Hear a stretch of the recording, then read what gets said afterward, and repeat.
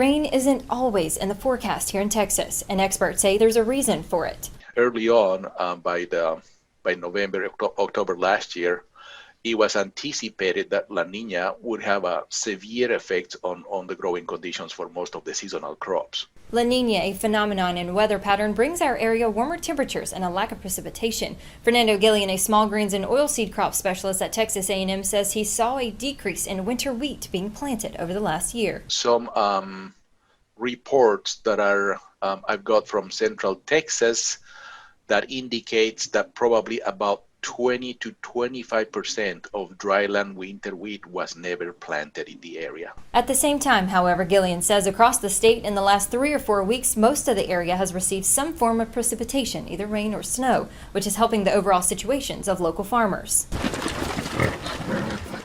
If we had more stuff in the ground, I'd be far less worried about the rain itself now with these big rows. But I think having the big rows will help with, if it weren't for the rows, I think we'd have a lot of water damage with as much rain as we're about to get.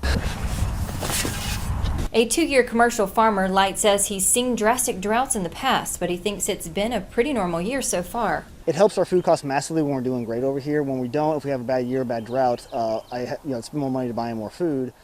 The quality that we get is kind of above and beyond what I can buy. Experts say La Nina could have an impact throughout the growing season, but Light says right now his crops are faring just fine. I think they're doing fine. For the ones we got in the ground at the right time, they're doing great. We didn't get as much in because we're doing a lot of revamping. But if I had gotten everything into the ground during September like we were supposed to, I think we'd be doing just great, really. Rain's certainly a good thing for all forms of life that require it, but in Texas, it's hard to tell what's in store or how much we may see. These recent precipitations that we are seeing in the last weeks obviously is helping, but it's hard to predict what's going to happen from now until it's harvesting time. Reporting in Bryan, Henny King, 25 News.